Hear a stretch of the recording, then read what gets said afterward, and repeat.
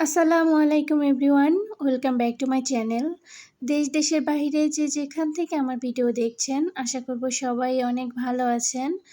আমি আল্লাহ তাআলার অশেষ রহমতে বেশ ভালো আছি। আমি যেহেতু আমার সাংসারিক কাজকর্ম, রান্নাবান্না আপনাদের সাথে শেয়ার করি, তো আজকেও তার ব্যতিক্রম নয়। আমি আমার আজকের যা রান্না করেছি, যেসব কাজ করেছি সবকিছু আপনাদের সাথে শেয়ার করব। আশা করব ভিডিওটি আপনাদের কাছে বেশ ভালো লাগবে। আর আমার ভিডিওটির কোনো অংশ যদি আপনাদের কাছে একটু ভালো লেগে যায়, অবশ্যই একটা লাইক কমেন্ট করে যাবেন। আপনাদের লাইক কমেন্ট আমাদের অনেক বেশি উৎসাহ দেয় নতুন নতুন ভিডিও তৈরি করার জন্য। তাই আপুরা ভাইয়ারা প্লিজ একটা লাইক কমেন্ট করে যাবেন।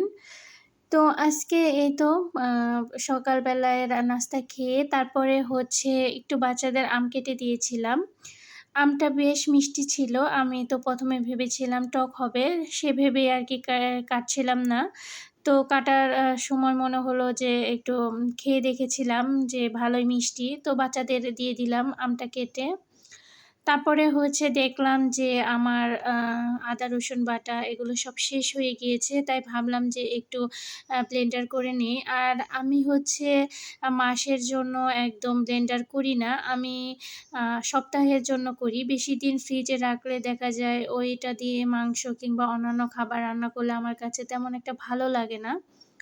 আর আমার পরিবাররাও বেশি একটা পছন্দ করে না। উনারা সবসময় বলে যে নতুন টাটকা বেটে রান্না করলে বেশ ভালো লাগে।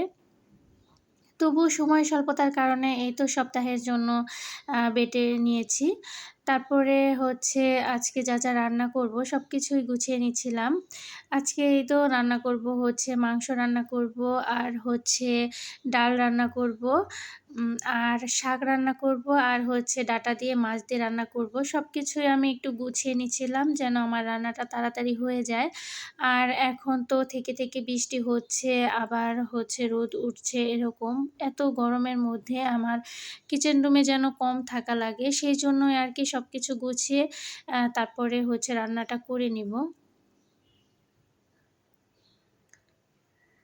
আজকের যে ডাঁটা এনেছিল সেগুলো বেশ নরম ছিল, একদম টাটকা। তো শাকগুলোও খুব পাতাগুলো অনেক কচি ছিল। তাই ভাবলাম যে শাকগুলো রান্না করি, ডাঁটা শাক। আর আমার বাসায় আমার হাসব্যান্ড ডাঁটা শাকটা অনেক বেশি পছন্দ করে।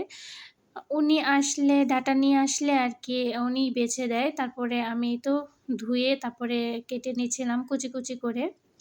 ডাঁটা শাক যত কুচি করবেন ততই কিন্তু খেতে ভালো লাগে। তো শাক রান্না হয়ে গেলে আমি কিন্তু ২ চুলায় রান্না বসিয়ে দিয়েছিলাম। তারপরে ভাবলাম যে ভিডিও করার জন্য ১ চুলায় রান্না করছি, আর আরেক চুলায় রান্না করছি না। তো তারপরে এই তো মাছ ভেজে রান্না করব সেজন্য একটু ভেজে নিচ্ছিলাম। আমি মাছ তেমন কিন্তু কড়া করে ভাজি না, হালকা ভাজি, এতে করে আমার খেতে ভালো লাগে। আবার হয় কি বেশি কড়া করে ভাজলে আমার বাচ্চারা খেতে পারে না। সেই কথা চিন্তা করে হালকা একটু ভেজে তারপরে রান্না করি। এই তো কষিয়ে তারপরে ঝোল দিয়ে কিন্তু আমি মাথাটা আগেই দিয়ে দিয়েছিলাম। যেহেতু মাথা একটু সিদ্ধ হতে সময় লাগে। তারপরে মাছগুলো দিয়ে নামিয়ে নিব। আমি যখন রান্না করছিলাম তখন আরকি হঠাৎ করে আবার বৃষ্টিও চলে আসে। তো আমি জানলা আটকে দিয়ে তারপরে এই তো মাংসটা রান্না করে নিচ্ছি। আর এখন আবহাওয়াটা একদম ঠান্ডা। খুব ভালো লাগছিল কিচেন রুমে। কাজ করতে তেমন একটা কষ্ট হচ্ছিল না। এই সময়টা কিন্তু গ্রামে অনেক বেশি ভালো লাগে। আমার তো ভীষণ ভালো লাগে, কারণ এখন গ্রামে কিন্তু নতুন ধান আসবে। আমাদের বাড়িতেও এরকম নতুন ধান আসে। আমার খুব ভালো লাগে। দেখা যায় কি এই বৃষ্টি, এই রোদ, এত সুন্দর একটা আবহাওয়া, মানে আমি খুব মিস করছিলাম। যখন বৃষ্টি নামে তখন আমি সবসময় মিস করি গ্রামে থাকলে কত কিছু দেখতে পারতাম। আপনাদের সাথে কথা বলতে কিন্তু আমার রান্নাটাও শেষ হয়ে গিয়েছে। আজকের মতো এই পর্যন্তই রান্না করেছি। আর তেমন কিছু রান্না করিনি।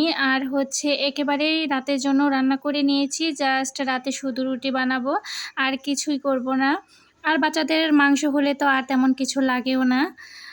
তো আজকের মতো সবার কাছ থেকে বিদায় নিচ্ছি। আজকে এই পর্যন্তই। সবাই ভালো থাকবেন। আল্লাহ হাফেজ।